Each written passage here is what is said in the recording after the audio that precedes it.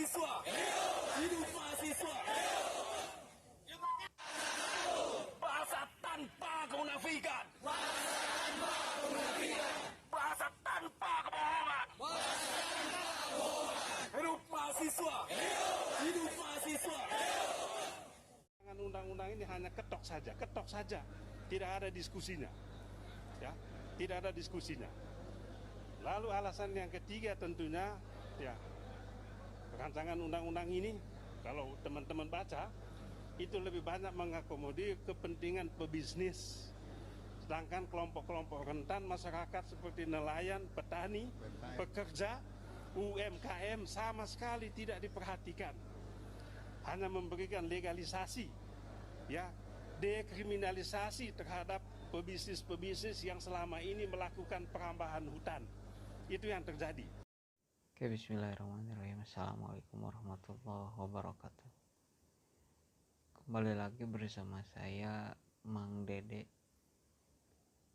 Di sini saya bukan siapa-siapa karena saya bukan ahli dalam politik, bukan ahli dalam hukum, bukan ahli dalam segala hal yang memang menyangkut dalam politik. Tapi di sini saya suka memantau tentang dunia perpolitikan yang ada di Indonesia maupun di dunia. Bukannya saya so tahu, tapi di sini saya melihat kejadian yang viral di media sosial maupun di dunia persilatan. Kenapa saya bilang dunia persilatan? Bahwa memang dalam kejadian ini ya memakai fisik, soalnya banyak orang yang merusak fasilitas, merusak kendaraan, ya itu termasuk fasilitas.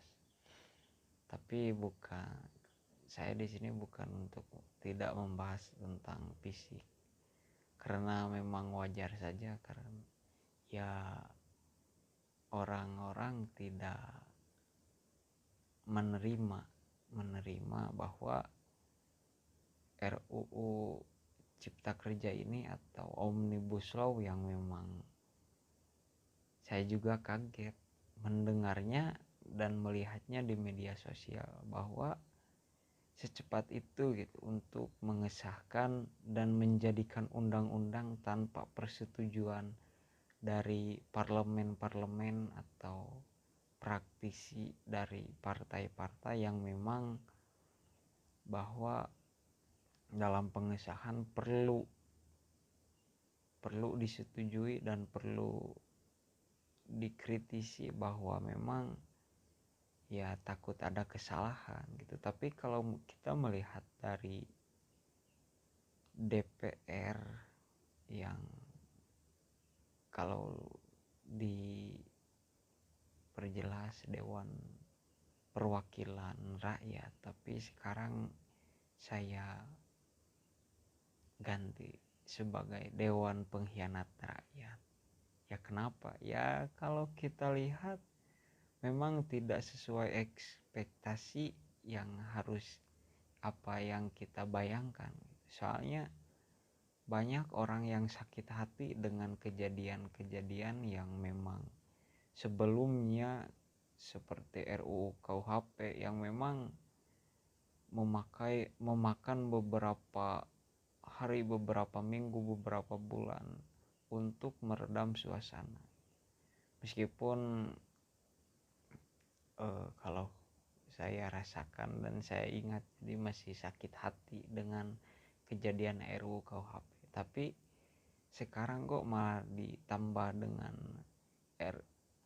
Omnibus Law gitu, yang memang langsung dijadikan sebagai undang-undang dan tanpa ada persetujuan dari elemen-elemen yang memang sangat mempengaruhi dalam bidangnya gitu.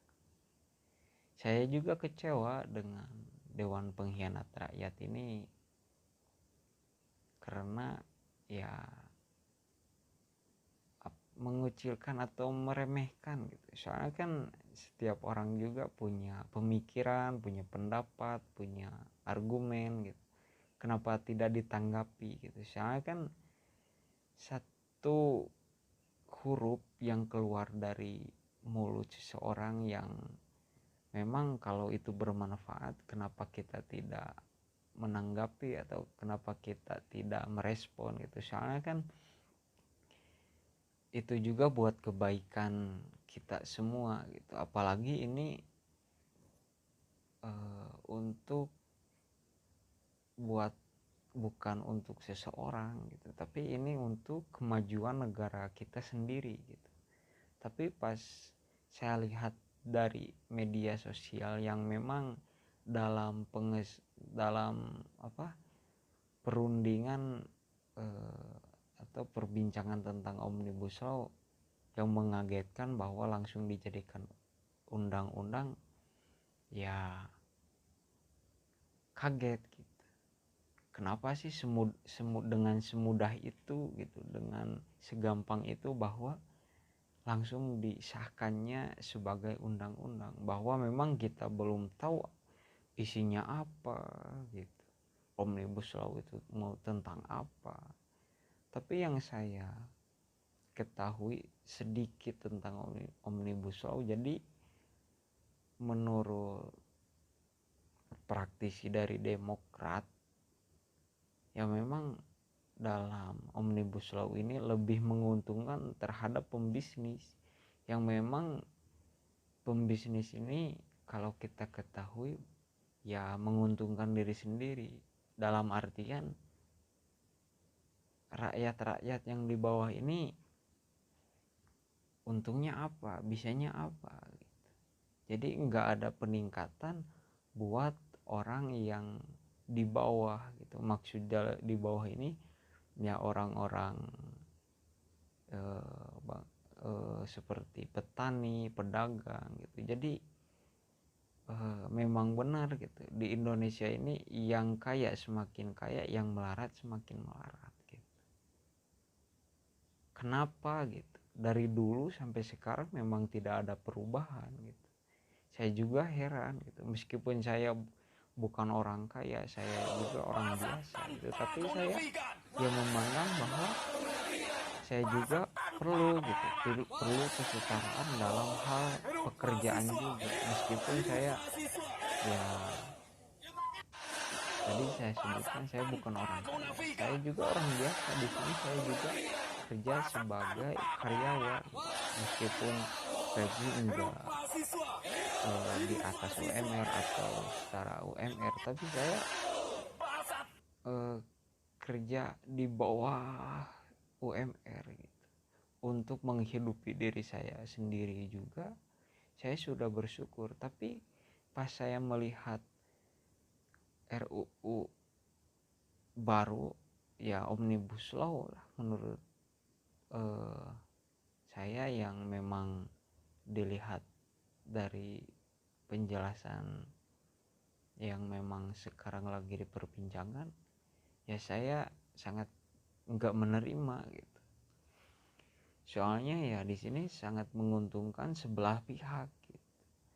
Kalau kita mengaca bahwa orang yang di bawah perlu dinaikkan derajatnya ya dalam pekerjaan. Nah, kalau kita kaitkan terhadap Omnibus Law, maka dari itu saya pribadi sangat tidak setuju dengan adanya Omnibus Law, terkecuali Omnibus Law di dalamnya ini jadi diganti gitu.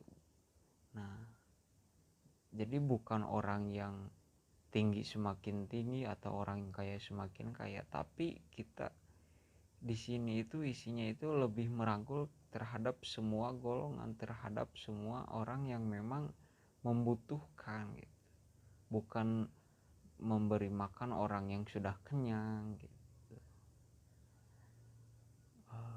Nah, kalau menurut saya ya bolehlah kalau memang Omnibus Law ini mau dijadikan undang-undang, tapi dalam isinya ini harus diganti gitu. Ya kata saya jangan yang kaya semakin kaya, yang kenyang semakin kenyang. Ya nggak boleh seperti itu gitu. Kami sebagai orang biasa tidak menerima sepenuhnya gitu.